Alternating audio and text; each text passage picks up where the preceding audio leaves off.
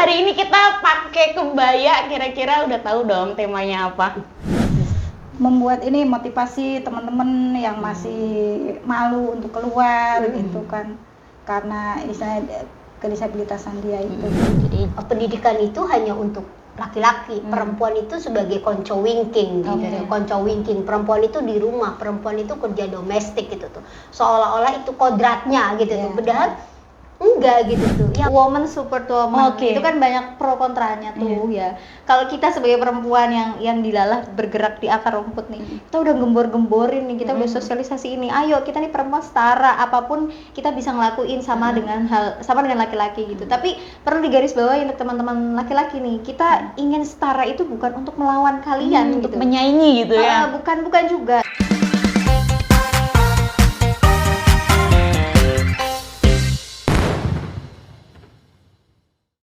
Halo Sobat Rama, jumpa lagi di podcast Rama. Seperti biasa nih, hari ini aku tidak sendirian, ditemani oleh Ibu Asi. Halo Ibu Asi. Ketemu lagi. Dan ada bintang tamu spesialis bintang Wah, tamu. sekali. Bintang tamu jatuh. Bintang tamu nggak tuh superstar. Superstar banget. Ada Mbak Ulya Halo. dari Paham Perempuan. Halo Mbak Hai. Ulya, gimana kabarnya? Alhamdulillah baik. Nah, ada Mbak Ida dari PPDI. Oke, Mbak Ida. Hari ini kita pakai kebaya, kira-kira udah tahu dong temanya apa? Apaan tuh? Apaan tuh? Kemarin kan kita habis merayakan Hari Kartini. Ya, oke. Tapi sebelum masuk ke tema nih ya, mungkin teman-teman ingin tahu dulu apa itu Paham Perempuan dan apa itu PPDI. Mungkin dari Mbak Ulya dulu. Iya, jangan dulu dong. Oke, nggak apa-apa, Ida dari dulu. Mbak Ida gitu. Iya, boleh. Mungkin bisa dijelaskan Bang. Biar Lembaga teman-teman Persatuan pada Penyandang Disabilitas Indonesia. Oke. Kabupaten Cirebon ya, Mbak? Iya, Di Kabupaten Cirebon. ya. Itu khas gerakannya itu seperti apa, Mbak? Kalau di apa sih ini yang apa? Membuat ini motivasi teman-teman yang masih malu untuk keluar gitu kan, karena misalnya kedisabilitasan dia itu. Jadi support system untuk Iya, teman-teman yang support disabilitas. supaya dia tidak malu gitu kan, istilahnya bukan dia sendiri yang mengalami itu tuh gitu. Saya pun sama. Jadi saling sama-sama Iya, merangkul gitu. meskipun ya. disabilitas kita juga bisa berkarya gitu ya Mbak, kita juga sama gitu. Itu yang penting banget gitu tuh, kayak ada forum atau wadah. Jadi PPDI itu kayak jadi wadah buat teman-teman disabilitas itu yang kemudian jadi support system, Jadi tadi support kata system awal. bersama Mbak, ya. gitu Wah, ya. ini perempuan ya. Masya Allah. Perempuan apa sih punya spirit, apa sih membangun teman-teman disabilitas lainnya untuk Mengajak. bahwa kita tuh harus bangkit gitu. Apalagi pas sekarang nih kita ngomongnya momennya seru banget nggak sih? Iya. Pas momen Kartini kan Kartini. gitu tuh. Kartini masa kini. Kartini masa kini, bukan masa dulu ya, masa kini. Perjuangannya sampai hari ini masih dilanjutkan kayak termasuk Mbak Ida. Mbak Ida ya. Mungkin juga bisa dilakukan oleh di Paham Perempuan, bisa diceritakan. Oke, Paham Perempuan tuh ini sih Mbak, lebih ke ruang berdaya yang memang kurang lebih memang isinya perempuan, tapi banyak juga laki-laki. Jadi nggak cuman khusus untuk perempuan aja, laki-laki juga ada. Dan fokusnya di mana? Fokusnya kita ke isu-isu perempuan, isu gender, dan semakin kesini kayak kita semuanya sih, lini muamalah kehidupan di dunia khususnya manusia ya, isu lingkungan, isu kemanusiaan dan lain sebagainya. Itu sih Mbak. Keren sekali ya dari Mbak Ida dan Mbak Ulya. Iya. Seneng banget ya, maksudnya kita kayak yang di Umarama itu kedatangan apa ya, perempuan-perempuan hebat di momen Kartini gitu tuh. Itu tuh kayak membangun spirit bersama, kekuatan bersama bahwa apa sih sesuatu yang diperjuangkan itu nggak harus dari atas. Ternyata kayak teman-teman ini gitu, kayak Mbak Ida lewat PPDI dengan memberi ruang ruang dan support system buat teman-teman disabilitas untuk mereka punya rasa kepercayaan diri. Dan juga ada Ulya juga yang juga membangun apa sih satu komunitas buat teman-teman muda ya di akar rumput ya. Ini semuanya mainnya di akar rumput buat teman-teman Sobat Rama gitu tuh. Kita semuanya di akar rumput, karena jangan sampai kita ngomongin atas yang di akar rumput kagak ada yang nemenin, dan itu bahaya. Dan terima kasih nih perempuan-perempuan Iya, hebat terima sudah kasih, datang Mbak di Ida dan podcastnya Mbak Umar Uya. Rama ini Iya. kita. Aduh, Keren, seneng keren, banget keren. Kita momen juga ini. turut bangga dan berbahagia. Masya Sama-sama Allah. sih gitu. Kayak maksudnya sama gitu tuh apa yang dilakukan Mbak Ida dengan isu disabilitasnya, Ulia dengan apa sih program pemberdayaan buat teman-teman muda yang Iya. juga melingkupi banyak isu ya sebenarnya ya. Tapi kuncinya adalah keberdayaan kelompok muda ini. Dan kalau Marama sendiri kan misalnya kita fokus pada isu soal hak seksualitas, membangun ruang aman dan membangun ruang aman bagi orang-orang yang mengalami kekerasan seksual gitu tuh. Itu juga apa sih merasa bahwa meskipun isu kita berbeda tapi kita sama-sama pada satu langkah perjuangan yang mungkin kalau Kartini dulu itu memperjuangkan banyak hal ya gitu. Iya. Kita mungkin patut bersyukur dan berterima kasih banyak kepada Raden Ajeng Kartini karena langkah beliau lewat gagasan beliau kegelisahan kita mendapatkan akses pendidikan gitu. Betul. Iya kan? Iya, Gitu betul. kita dapat pendidikan sehingga kita pun semakin sadar gitu tuh ternyata itu tuh bagian dari hak dasar manusia untuk mendapatkan pendidikan itu. Dan hari inilah kemudian teman-teman melanjutkan meskipun ada banyak isu lainnya yang kemudian sampai hari ini masih belum terselesaikan lah ya. Betul. Tapi menarik, Ibu tadi menyinggung spirit ya, spirit yang dibawa Kartini di zaman dulu gitu. Kira-kira apa sih Bu relevansinya untuk zaman sekarang gitu? Iya. menurut Ibu Asma? Mungkin dari aku nanti juga teman-teman Iya, sering- bisa kalau nambah. menurutku ya misalnya nilai spirit Kartini yang hari ini ya untuk saya sebagai generasi muda gitu tuh adalah bahwa mendapatkan akses tentang ruang aman karena isunya misalnya kayak di Umarama itu tentang bagaimana dia tidak mendapatkan penghakiman atas apa yang dia alami, misalnya kekerasan seksual yang dia alami gitu tuh. Itu Umarama bisa menjadi ruang aman buat mereka, misalnya mereka bisa merasa tidak sendiri, merasa ada orang yang tidak menghakimi gitu tuh. Lalu kemudian nilai spirit lain hari ini yang masih saya mungkin ya yang masih sampai hari ini masih belum baik gitu, masih banyak adalah Oke. soal stigma ya. Oke. Stigma perempuan Iya, ketika misalnya ketika kemarin gitu, baru aja kemarin misalnya ada seorang teman yang misalnya dalam kondisi tidak baik-baik saja rumah tangganya, kemudian dia ingin memutuskan untuk kita selesai gitu tuh, rumah tangganya selesai, Iya. tapi dia tidak bisa karena apa? Stigma gitu tuh. Ya, dia takut gitu, stigma. sebagai janda, malu gitu tuh. Lalu kemudian yang kedua adalah merasa gagal sebagai orang tua dan anak-anaknya malu untuk itu. Nah, ini menurut saya rasa kemerdekaan diri gitu tuh karena stigma kultural itu gitu tuh. Jadi seolah-olah itu salah gitu tuh. Lalu kemudian yang berikutnya adalah soal kesehatan ya, soal kesehatan, akses kesehatan terhadap kelompok perempuan misalnya. Ini juga masih tidak mudah. Misalnya perempuan, misalnya angka perkawinan anak gitu atau perkawinan ini Kabupaten Cirebon kan cukup tinggi gitu tuh, gitu cukup tinggi, dan ini masih menjadi momok. Padahal berapa abad yang lalu Kartini memperjuangkan itu, dan Kartini pun gugur dalam misi perjuangannya karena melahirkan gitu tuh, karena dia menikah di usia muda gitu. Ini kan masih menjadi persoalan hari ini, masih terjadi.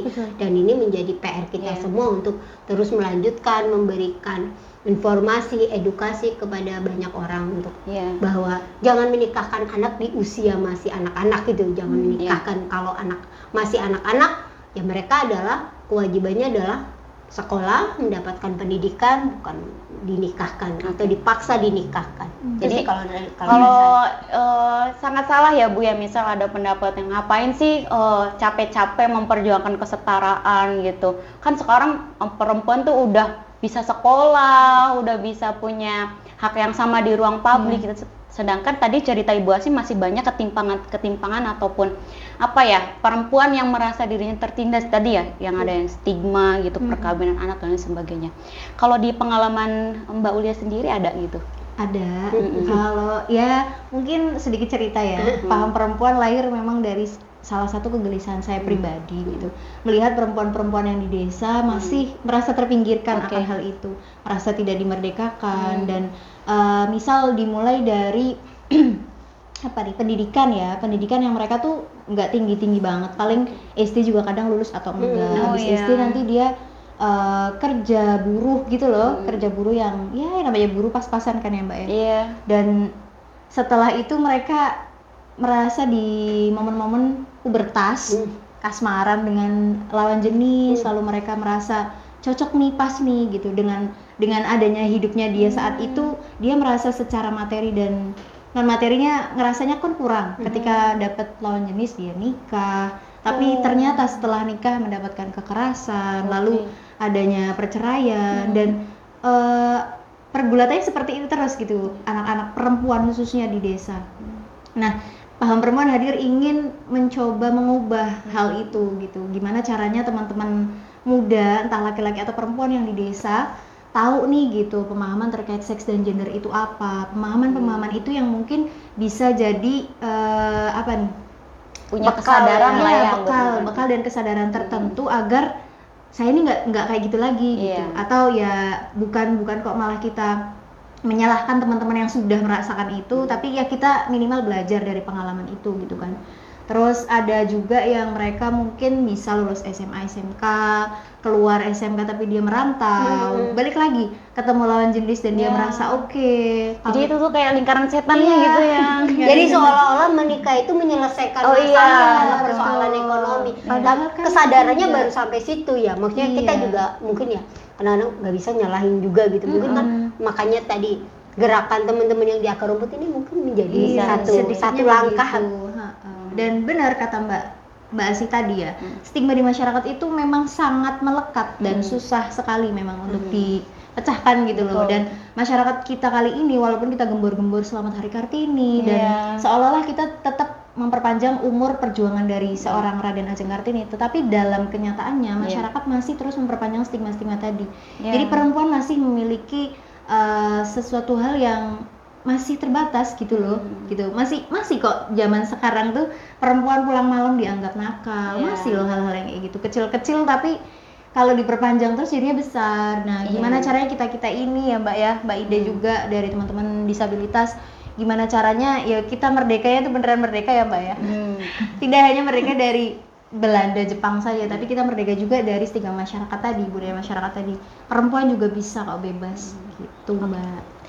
Oke, tadi menarik ada kata merdeka ya. Mungkin kalau masalah kesetaraan untuk kita sebagai perempuan yang biasa, tapi untuk Mbak Ida sendiri bagaimana memandang merdeka itu sendiri sebagai perempuan yang disabilitas? Iya, teman-teman itu Mbak. Kalau saya memandang yang dalam momen ini, maksudnya merdeka itu semua disabilitas khususnya perempuan itu tidak mudah patah arang gitu kan. Harus misalnya ada pelatihan harus ikut, jadi dia bisa punya kreativitas gitu. Misalnya kayak pelatihan souvenir, makanan gitu kan, dia bisa menghasilkan itu.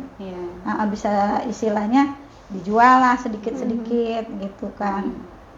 Kadang-kala kalau kemerdekaannya itu hanya sebatas inklusif aja gitu ya Bu ya, belum eksklusif, maksudnya hanya untuk kita-kita aja gitu. Sedangkan perempuan disabilitas itu kadang-kala terpinggirkan gitu ya Mbak, buat akses pendidikan sulit gitu ya Mbak ya. Itu dia kan dia merasa saya itu bisa apa gitu ketika mempunyai kekurangan.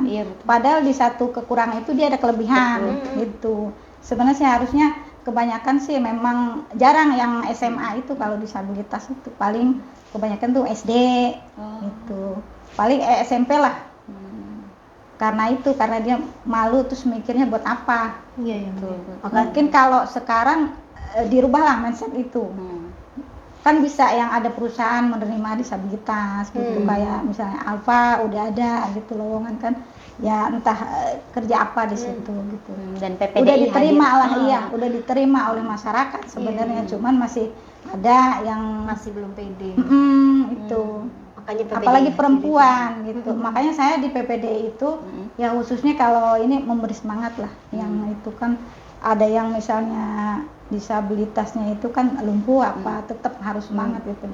Memberi ruang gitu ya Mbak ya, sama-sama membangun tadi jaringan membangun gitu. semangat semangat gitu. Betul. Karena bukan dia doang gitu. banyak. Iya. Kayak tadi ke Ibu Asia lagi nih, aku penasaran banget nih Bu, kira-kira untuk bagaimana sih cara merawat pemikiran Kartini gitu sampai saat ini gitu kan, maksudnya banyak tuh orang-orang yang hanya tahu Kartini tuh sekilas-sekilas gitu, yang kita tahu tuh Kartini hanya memperjuangkan hak-hak perempuan, kesetaraan gitu, padahal kan banyak nilai-nilai yang diperjuangkan oleh Kartini yang lainnya gitu. Iya, mungkin kalau pada konteks waktu itu ya, pada waktu zamannya Kartini, masanya Kartini itu kan soal akses pendidikan, karena menganggap bahwa pendidikan itu hanya untuk laki-laki, perempuan itu sebagai konco winking gitu, konco winking, perempuan itu di rumah, perempuan itu kerja domestik gitu tuh, seolah-olah itu kodratnya gitu tuh, padahal enggak gitu tuh, yang domestik itu sesuatu yang bisa dilakukan oleh siapa aja gitu. Tapi konteks waktu itu adalah Kartini waktu itu adalah soal pendidikan gitu tuh. Jadi pendidikan hanya untuk laki-laki. Nah, Kartini merasa ketika Kartini melihat realitas, mungkin dia sebagai satu anak dari seorang bupati ya, dia punya akses ya, masih mending punya akses sekolah meskipun dia tidak bisa melanjutkan ke jenjang berikutnya gitu, karena dinikahkan gitu, akhirnya dia memendam segala cita-cita, lalu kemudian lewat surat-suratnya itu yang kemudian dia menumpahkan segala gagasan, segala mimpinya tentang sebenarnya saya sebagai manusia gitu, saya dilahirkan oleh Tuhan gitu. Kalau saya baca sepenggal substansi dari cerita Panggil Aku Kartini itu, bahwa saya dilahirkan di dunia dan sebagai manusia itu saya punya sesuatu yang sama, punya hak yang sama, tapi kenapa tidak bisa gitu. Makanya spirit itu untuk merawat itu gitu, dari dia yang tidak mendapatkan akses pendidikan lalu kemudian dinikahkan di usia yang masih muda gitu tuh, itu adalah cara merawatnya adalah bahwa hari ini gitu tuh yang saya sadari adalah bahwa mendapatkan akses pendidikan itu tidak mengenal jenis kelamin.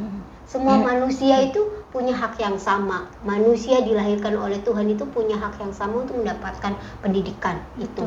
Lalu kemudian yang berikutnya yang harus kita rawat dari Kartini adalah semangat toleransi, semangat empati, melihat yang lain, bukan hanya mementingkan tentang dirinya. Yang dirawat Kartini itu tentang diri. Seberapapun dia sebagai seorang anak ningrat gitu tuh, dia tidak sama sekali risih gitu untuk melihat keluar, maksudnya dalam melihat realitas gitu tuh, bahwa ternyata saya makan enak tapi ternyata masyarakat saya banyak yang kelaparan. Mungkin itu yang kemudian spirit itu juga kita, maksudnya di teman-teman di Umarama kan selalu kita belajar untuk tidak lupa gitu tuh, untuk jangan terus melihat ke atas gitu, sering melihat ke bawah itu untuk kita juga tahu gitu tuh, dan kita akan menemukan satu rasa yang tidak bisa diucapkan gitu, tetapi itu membangkitkan sisi kemanusiaan kalau bahas itu. Nah, cara merawatnya yaitu sering pergi, sering ketemu orang yang dalam tanda kutip itu orang yang mungkin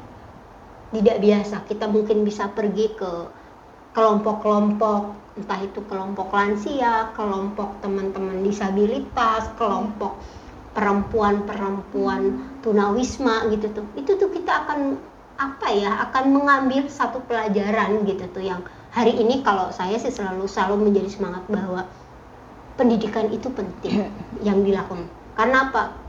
Karena dari pendidikan itu kita bisa paham, kita tidak mudah dibodohin, kita berani bilang tidak mungkin meskipun kultur kita masih begitu sangat patriarki gitu. Perempuan nggak boleh macam-macam, tapi dengan pendidikan minimal kita jadi paham, muncul kesadaran baru gitu tuh, yang tadi adanya ruang-ruang, ada Umarama, ada Paham Perempuan, ada PPD, itu menjadi ruang untuk membentuk satu kesadaran baru dan merawat apa yang diperjuangkan Kartini yang mungkin hari ini masih belum selesai gitu tuh, masih belum semua orang mendapatkan itu sih. Bangun ruang-ruang kecil, bangun pergerakan-pergerakan kecil untuk terus merawat api semangat perjuangan yang dulu pernah diperjuangkan Kartini, terutama tadi stop kekerasan terhadap perempuan, stop menikahkan anak gitu tuh di usia muda gitu tuh, stop itu gitu tuh, beri akses pendidikan kepada anak-anak kita, jangan melihat karena dia laki-laki dia lebih mendapatkan akses dibanding perempuan. Jangan berikan hak yang sama kepada manusia yang lahir di muka bumi ini. Itu sih kalau dari aku ya. Jadi benang merahnya adalah sebuah keberanian ya Bu ya. Keberanian seperti apa yang dilakukan oleh Mbak Uli ya. Perempuan muda yang berani gitu ya. Nggak semua kan Iya, anak betul. muda berani membangun satu komunitas, membangun satu pergerakan karena gelisah melihat realitas kok masih banyak ya perempuan yang malah nggak banyak. Iya, baik. Betul, iya. Saya juga sangat kagum Bu.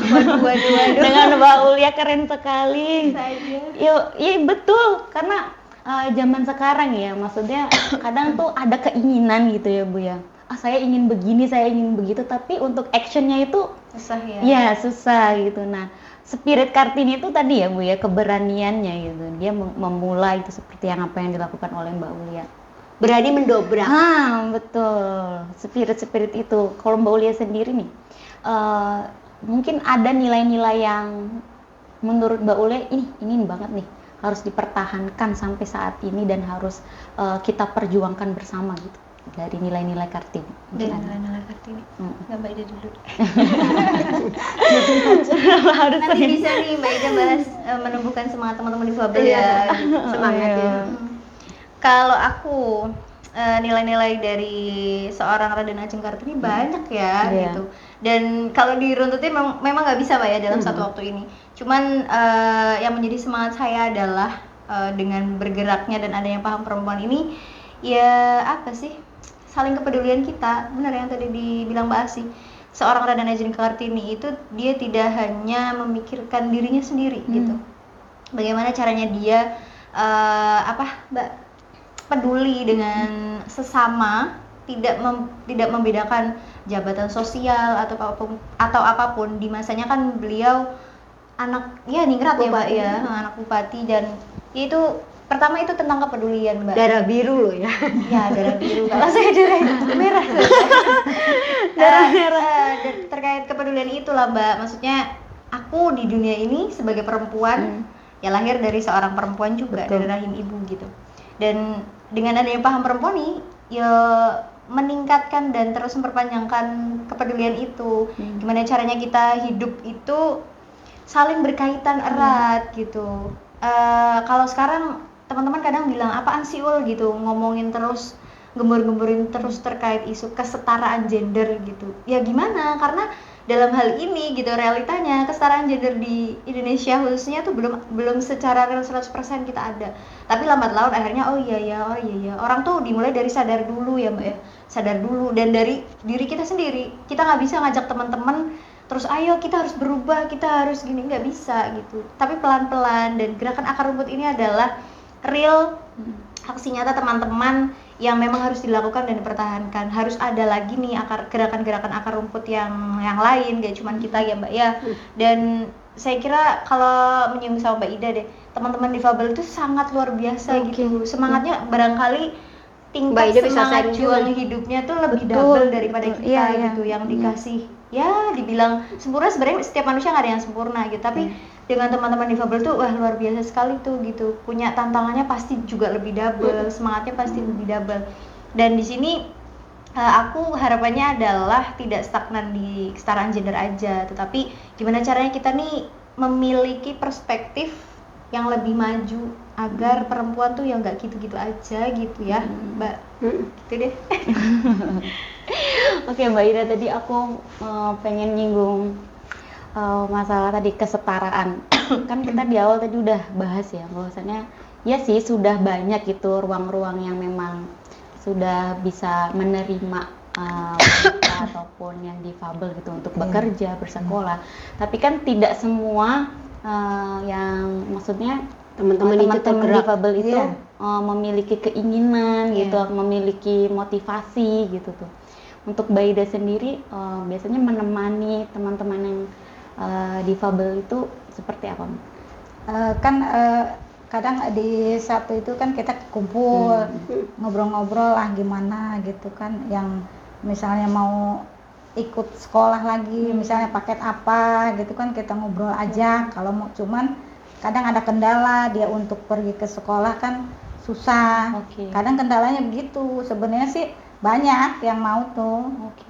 Cuman kendalanya nggak ada yang antar jemput atau Iya. gimana gitu. Susah. Nah ini aku mau tanya nih, mumpung aku inget nih Wak, gitu tuh Mbak Ida, gimana Mbak Ida merawat semangat Mbak Ida gitu tuh dalam menemani teman-teman yang disabilitas, atau Mbak Ida sendiri gitu tuh, pasti kan ada top down-nya gitu Iya. tuh, top down-nya, dan Gimana caranya, mungkin ini juga bisa menginspirasi gitu tuh banyak teman-teman perempuan disabilitas lainnya yang di sana yang mungkin nanti mendengarkan podcastnya Umarama itu bisa menjadi inspirasi lah gitu tuh. Kira-kira apa Mbak? Maksudnya kita juga pengen belajar juga, pengen tahu gitu. Oh, menemanin teman-teman istilahnya Dan, gitu. merawat spirit semangatnya itu gimana tuh Mbak? Ya kadang kita apa sih ya secara kita aja sebisa kita gitu kan membangun semangat dia gitu. Istilahnya di bidang masing-masing deh. Iya, iya. Jadi dia sukanya apa misalnya gitu kan, kita menemani semangat. Ntar dia kalau misalnya udah ada istilah kayak contohnya temen lah bahas apa siapa gitu kan, dia udah punya usaha sendiri gitu kan, walaupun tidak istilah melanjut sekolah, tapi buat dia istilah buat dia sendiri ada gitu penghasilan gitu. Nah setelah yang satu ini udah bisa, saya sama suami saya itu kan nemenin satu lagi gitu kan, biar dia ada istilah, kalau disabilitas memang kan satu kadang dia mikirnya usaha apa buat contohnya buat diri sendiri lah. Jadi tergantung istilah keahlian dia apa, terus dia sukanya di apa gitu kan. Kalau saya memang jahit, sama suami saya kan jahit gitu. Jadi saya ya kecil-kecilan ada lah penghasilan ya buat makan gitu kan.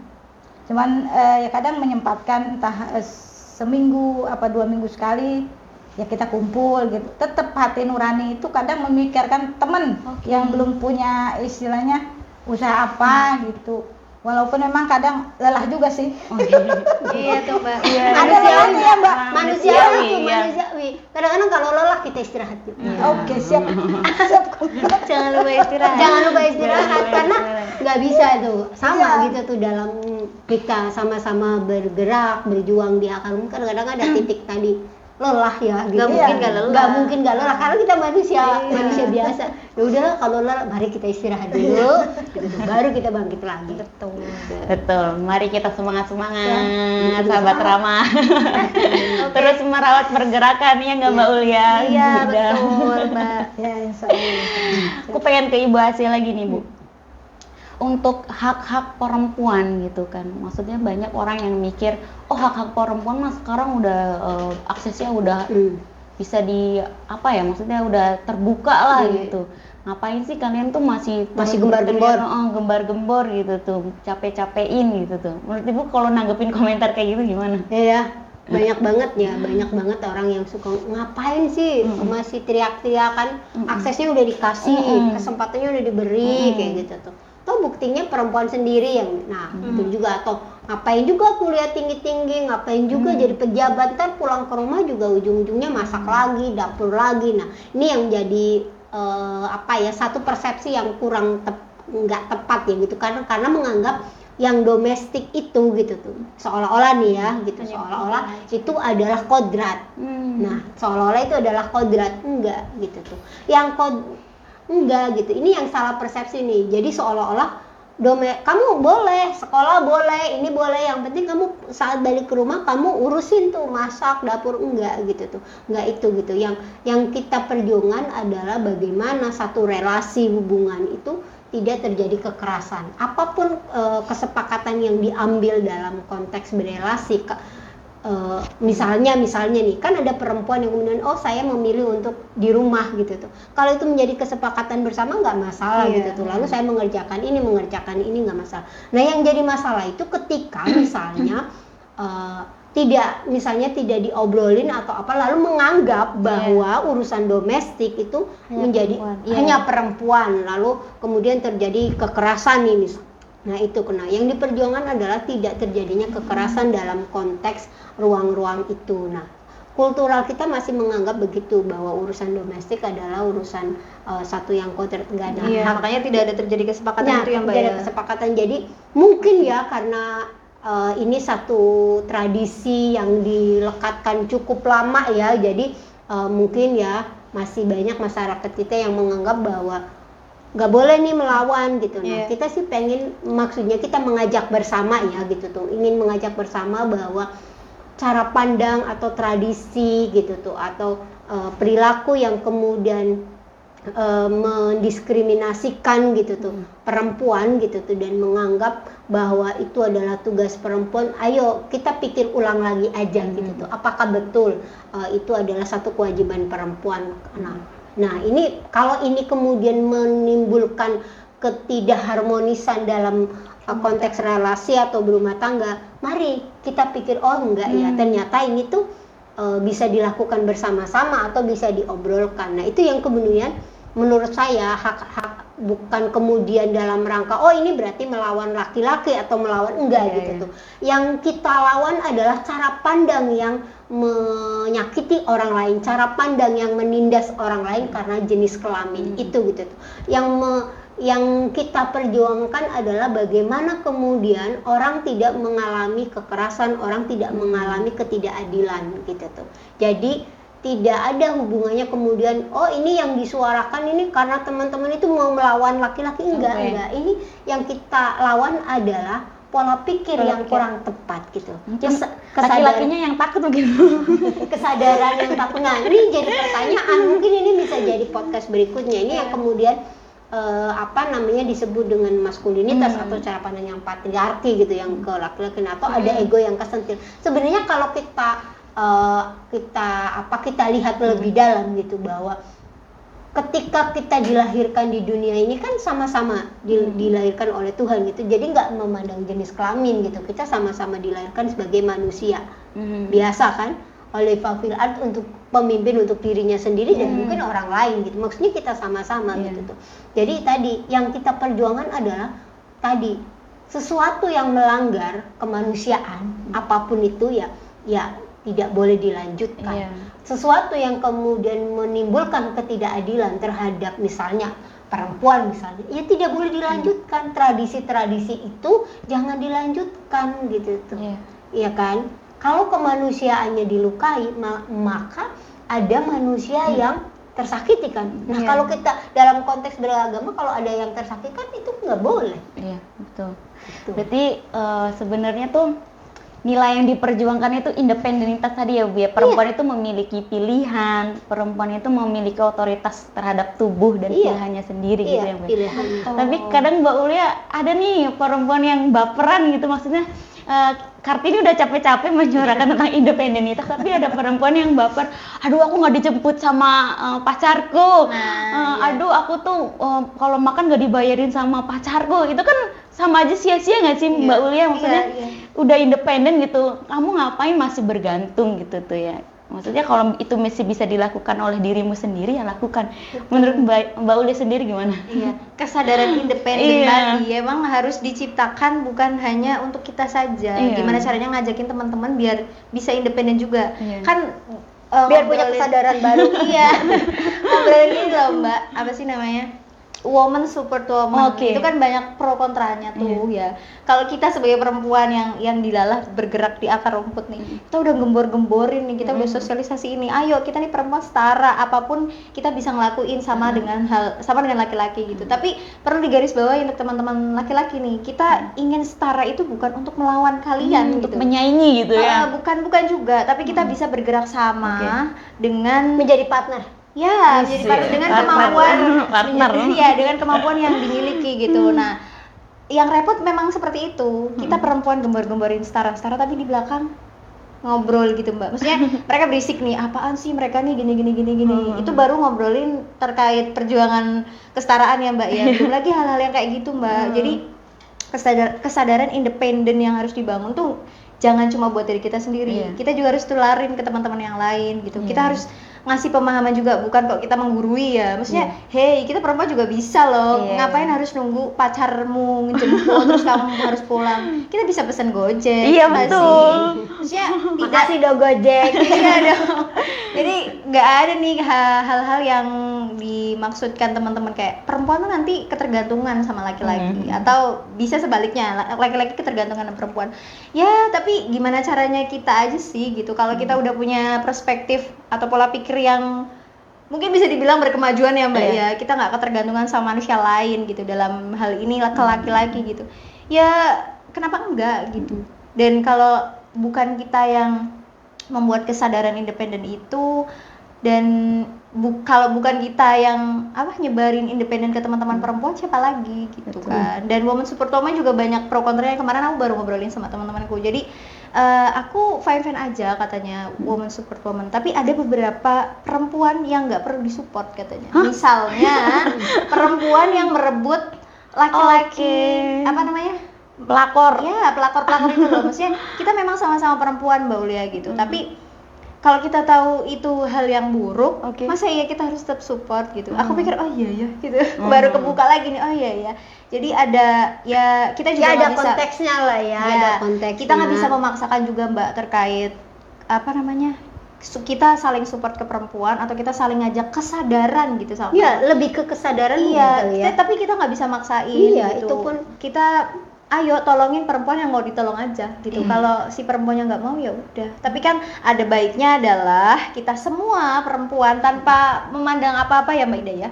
Ya udah ayo sama-sama sadar, sama-sama punya prinsip itu, sama-sama punya perspektif berkemajuan tadi, biar kita tuh nggak dijajah lagi gitu secara Iya. pikiran, secara perbuatan, secara lisan gitu. Oke. Gitu Mbak. Oke. Tadi Mbak Ida, tadi kita ngomongin tentang independensi ya. Untuk Mbak Ida sendiri, apa sih tantangan sebagai perempuan disabilitas gitu untuk masalah independensinya? Ya tantangannya misalnya harus istilahnya kita punya semangat yang sama non disabilitas itu. Otomatis saya sebagai perempuan gitu kan dia bisa, saya pun harus bisa. Yang penting punya semangat gitu. Apapun istilah kegiatannya, apapun hobinya gitu. Yang penting kita setara lah. Istilah punya ilmu apa gitu kan yang bisa bermanfaat untuk diri sendiri. Apalagi untuk istilah orang sekitar gitu. Kan kalau di masyarakat tuh masih kurang pengetahuan tentang teman-teman disabilitas itu iya, tuh masih memang. sangat kurang ya Mbak Ida. Untuk hal itu Mbak Ida gimana menyikapinya? Ya istilah saya awal-awal itu kan di tempat saya sendiri kan apa sih disabilitas itu? Iya. Istilahnya kasarnya itu kan orang cacat. Makanya dulu kenalnya itu ya. Iya, saya itu keluar desa cari istilahnya yang menaungi.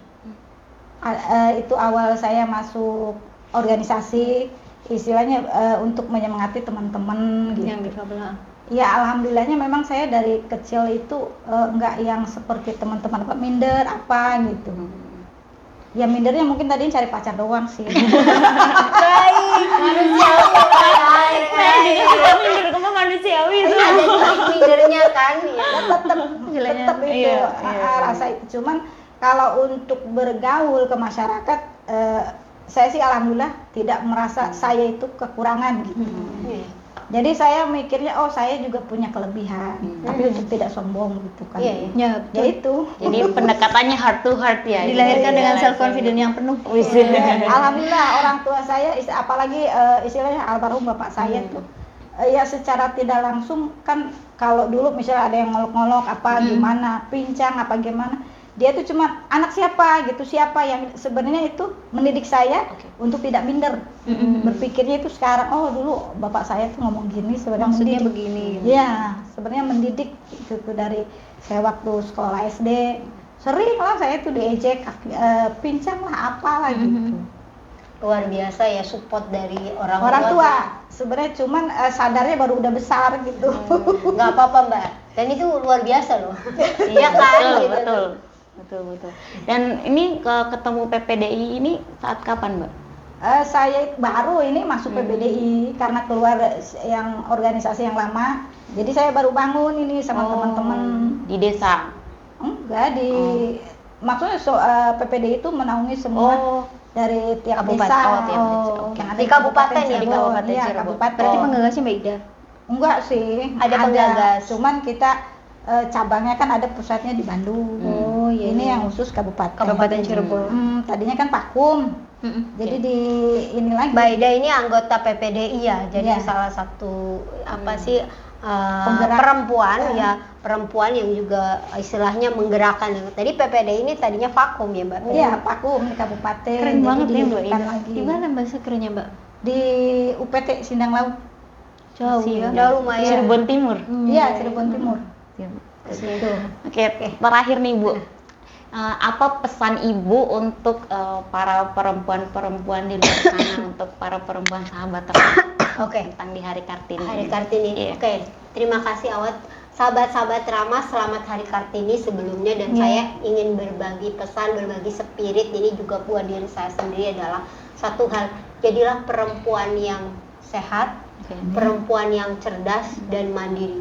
Maksudnya apa? Maksudnya adalah ketika kita sehat gitu tuh. Sehat tuh bukan hanya secara fisik tapi secara psikis, juga secara reproduksi. Bagi teman-teman muda, ketika kalian masih muda, gapailah cita-citamu gitu tuh. Carilah ilmu sampai ke negeri Cina, ada istilah itu. Jangan berhenti gitu. Ketika teman-teman merasa belum siap secara fisik, secara ekonomi, secara mental, jangan mudah mengambil keputusan untuk menikah. Gitu Kak. Apalagi secara misalnya usia masih 18 tahun, 19 tahun, jangan menikah dulu gitu tuh. Siapkan mental, ekonomi, fisik gitu tuh semuanya. Baru ketika kamu merasa sudah siap, ambil keputusan itu. Karena kalau masih anak-anak, reproduksinya belum siap kalau dia untuk ambil. Secara mental kalau dia nanti berkait, kalau rumah tangga itu tidak mudah. Saya mau bilang rumah tangga itu tidak mudah dan perlu proses belajar dan perlu pendewasaan. Jadi disiapkan dengan penuh keyakinan. Cerdas adalah teman-teman semua harus mengambil akses pendidikan gitu, ambil akses pendidikan gitu. Dan yang terakhir mandiri ini mandiri secara independen, bukan hanya independen secara diri kita sendiri bisa apa, tapi juga mandiri secara ekonomi. Yang ini kadang-kadang menjadi problem ketika sudah punya relasi. Kebergantungan itu adalah menjadi satu akar dari terjadinya kekerasan. Gitu.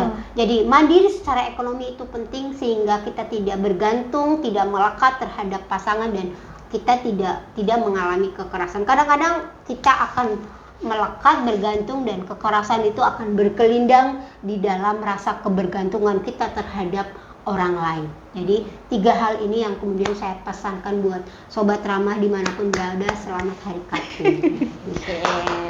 Perlu digarisbawahi ya Mbak, menikah bukan solusi. Dari Mbak Uya ya. Oke, pesannya untuk perempuan. buat Sobat Ramah. Sama selamat Hari Kartini, dan pesanku setiap perempuan adalah Kartini untuk hidupnya. Terlepas bagaimana cara dia berjuang untuk hidupnya dan mencintai dirinya.